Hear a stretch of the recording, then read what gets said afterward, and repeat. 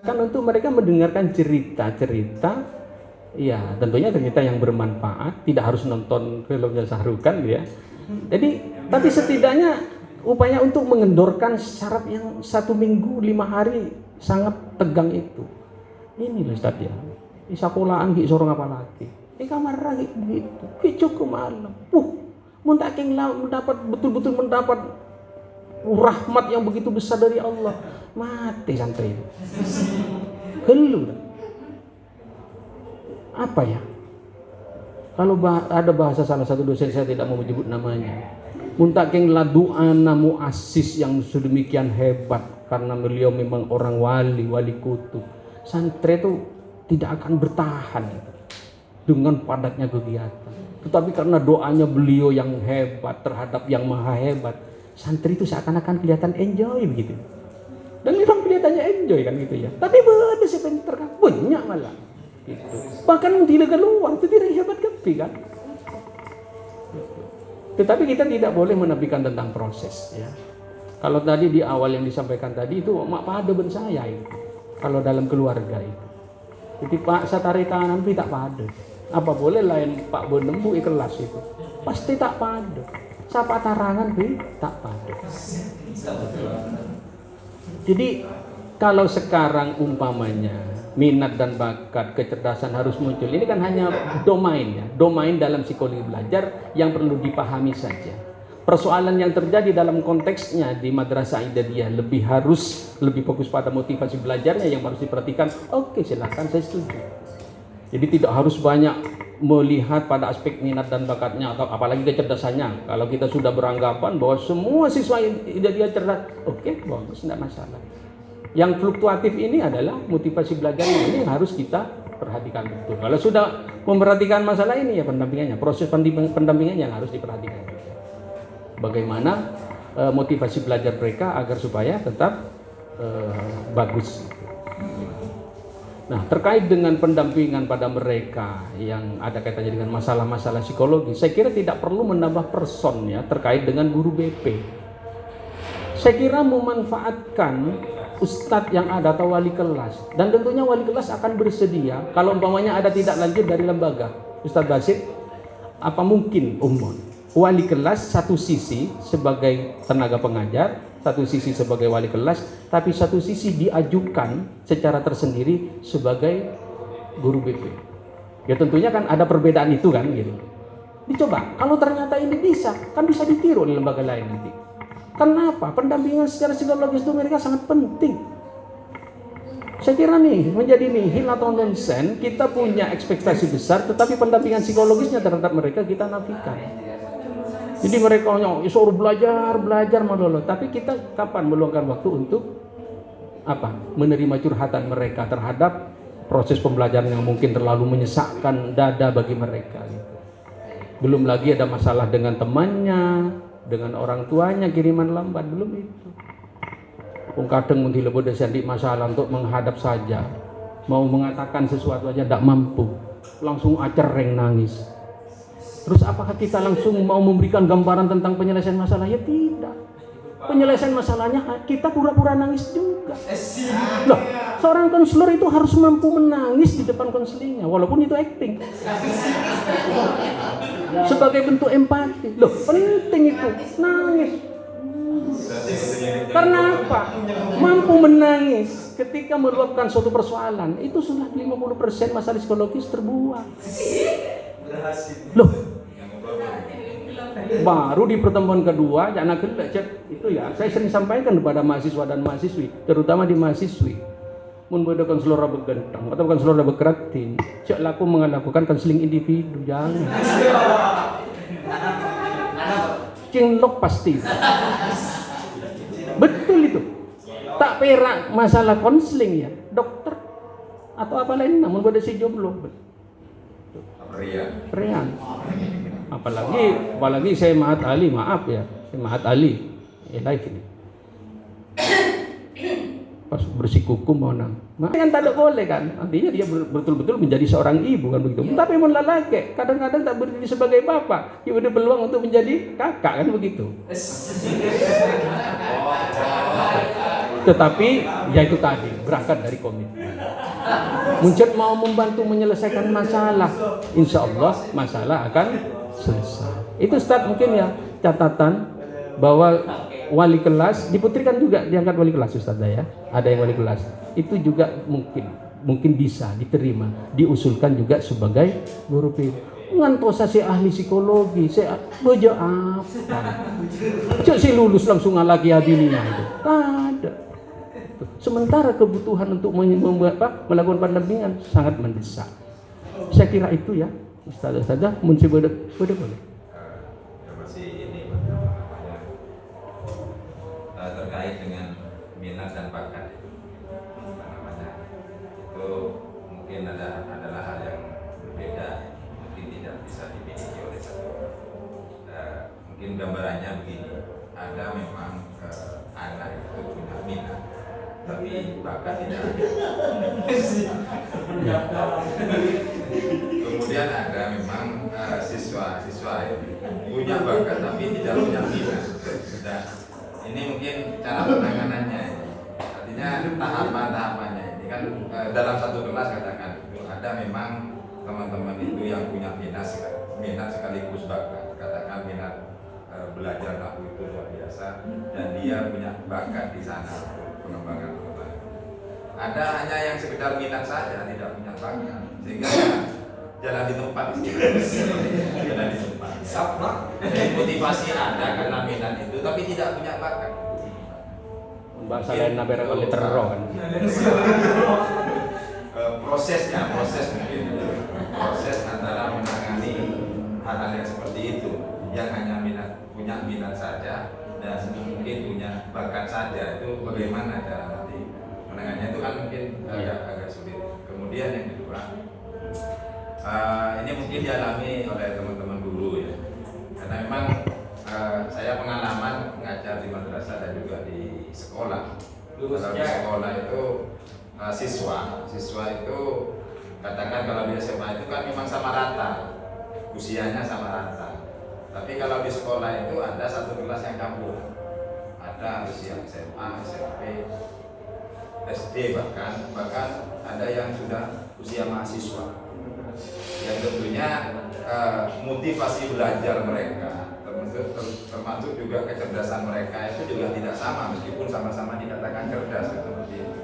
Kecerdasan yang dimiliki oleh anak SMP tidak akan sama dengan kecerdasan yang dimiliki oleh anak SMA. Nah itu mungkin juga butuh semacam teori-teori untuk mengklasifikasi siswa usia belajar itu, sehingga pembelajaran itu menjadi lebih terarah seperti itu dengan memahami usia yang tentunya akan berimbas pada perbedaan psikologi. Jadi mungkin itu yang mungkin perlu juga dikasih penjelasan ya, bagaimana nanti penyelesaian persoalan yang seperti itu. Mungkin yang bisa ditanyakan sebenarnya tadi ada satu tapi sudah lupa. Ya. Ini saya tanya lupa, saya tanya ki enggak untungnya. Ini ada catat. Oke. Ya betul sekali ya, banyak memang perak beda pangatero beda, minat ada, tapi tadi bakat apa? Yang literona. Beda sebenarnya berbakat. Tapi tadi minat. Ini mumpung ingat nanti lupa lagi. Oh iya.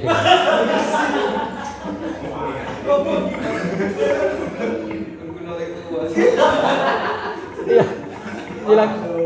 Ini mungkin masuk dalam psikologi siswa juga. Karena memang siswa itu cara menangkap, cara daya tangkapnya itu yang berbeda. Mungkin juga masuk dalam bagian psikologi. Ada yang anak-anak siswa, katakan siswa itu yang cepat paham dengan materi, kalau penyampaian materi itu dengan cerita. Kemudian ada sebagian siswa lebih paham dengan materi itu kalau langsung praktek, tidak secara teori. Termasuk saya juga. Saya ini mungkin tipe orang yang lebih lebih paham, lebih cepat paham kalau langsung praktek ketimbang teori. Ketimbang hanya teori kemudian disuruh praktek sendiri, itu teorinya paham tapi ketika praktek nggak bisa. Gitu. Itu mungkin juga persoalan ya yang dialami di madrasah. Jadi ada siswa yang bisa menangkap pelajaran dengan baik ketika gurunya menyampaikan dengan cara cerita. Ada siswa yang bisa menangkap dengan baik materi itu kalau langsung praktek. Ada yang dengan materi bisa kemudian dikembangkan ke praktek. Mungkin ada 3, mungkin untuk sementara dipetakan menjadi 3 itu psikologi, termasuk psikologi siswa. Itu mungkin penyelesaian. Terima kasih. Iya. Nah, lah lupa iki ya saya ada. Oh iya. Ya. Jadi ini pentingnya kita belajar psikologi belajar untuk mengetahui tentang perbedaan-perbedaan yang dialami oleh siswa yang kita ajar itu terkait dengan beberapa hal. Nah, bagi anak yang memang tidak ada minat, ini banyak. Terona berak raja, tapi tandi bakat. Saya punya ponakan kok. Jadi ketika lulus SMA itu mau ikut kuliah di luar, mau ngambil jurusan matematika. Saya tanyakan, kamu mau ambil matematika? Ya, saya senang matematika. Itu kan minat. Hileteku nilai matematika kan. 5, berapa? Saya tengki bahasa Indonesia. Harap mau bahasa Indonesia, jam tak senang. Nah, kan berarti bakat. Nah, sering seperti itu. Nah, tugas kita sebagai seorang guru, kalau ada seorang BP, atau saya BP kerja apa? Ya guru. Nah, memberikan pemahaman apa itu bakat dan apa itu minat. Mula minat tapi tak bakat, cek paksa lagi. Perak oleh terona. Betul.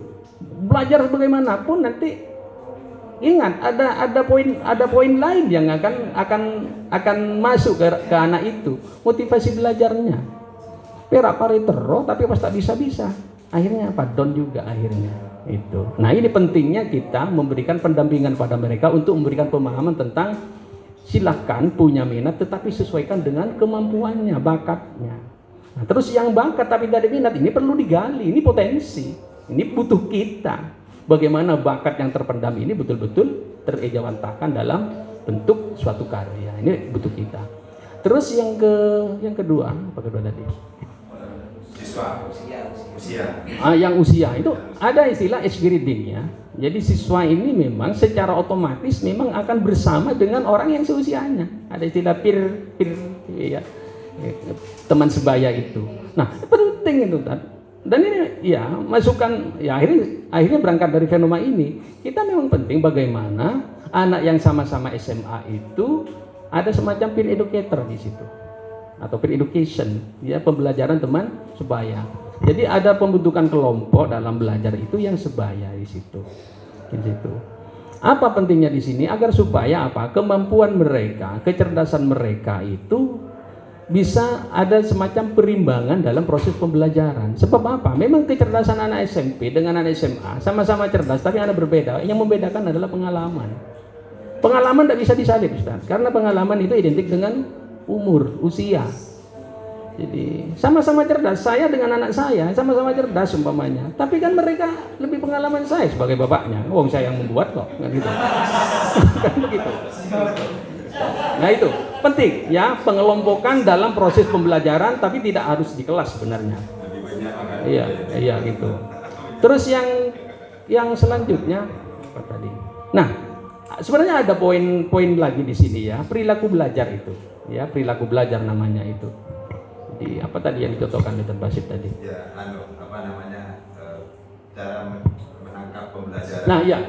Jadi perilaku belajar. Jadi setiap anak didik itu memang ada anak yang diberi penjelasan tentang teori itu langsung paham. Ini kemampuan menangkap secara audio. Ada yang harus di samping audio juga harus visual. Diberi gambar. Diberi penjelasan tak paham. Diberi gambar. Pian aku gini kalau oneng pun itu. Jadi harus dua-duanya. Ada yang diberi penjelasan enggak loading, diberi gambar enggak loading. Ngari ya cong, pian aku gini kalau oneng pun. Artinya apa? Perbedaan kemampuan dalam menyerap materi pelajaran itu niscaya pasti dialami oleh masing-masing yang berbeda itu. Makanya berangkat dari itu kita memang ya itu tadi. Satu saat kita harus melalui metode cerita, satu saat dengan metode yang lain. Agar apa? Agar materi bisa diserap oleh semua yang memiliki kemampuan berbeda dalam materi. Gitu. Sekali-sekali ya bentuk game lah di depan tok-kotok. Hanya ada 8 orang suruh tok-kotok. Kata-kata yang di awal sudah berbeda. Ini kemampuan menyerap, ya, kemampuan menyerap informasi secara berbeda. Gitu. Apalagi umpamanya ini dilarikan pada konteks sosial, bahwa kenapa tok-kotok itu sedemikian menjadi sesuatu yang mengasihkan kalau dibuat contoh pembelajaran, karena memang isu itu asik dibicarakan, gitu loh. Masalah-masalah itu, walaupun dari sumbernya itu berbeda, yang berkembang yang paling asik di pojok. Padahal kalau diklarifikasi awal sudah jauh. Itu kan yang terjadi di tengah-tengah masyarakat itu. Nah, banyak cara pembelajaran diambil dari cara-cara seperti itu. Jadi memang berbeda cara menyerap. Nah, ini menuntut kita untuk menerapkan metode pembelajaran yang berbeda. Mungkin itu saya harapkan tidak ada lagi karena saya juga ingin keburu pulang. Ya, mohon maaf Ustadz ya, ini mungkin kayak capek kayaknya Ustadz ini. Mohon maaf. Jadi sekali lagi saya mohon maaf kalau tadi lontaran-lontaran. Saya kan sebenarnya ya mau guyon aja itu karena sampai sudah tidak patut saya kasih. Saya tadi niatnya mau ngobrol bersama lah gitu. Ya, tidak mungkin dong sampean sudah ya, sama dengan saya, bahkan mungkin di atas saya kan begitu. Mungkin itu yang bisa saya sampaikan, kurang lebihnya mohon maaf. Ada yang memimpin doa lah. Ya. Saya minta doa lagi ya. Dari saya kurang lebihnya mohon maaf. Assalamualaikum warahmatullahi wabarakatuh.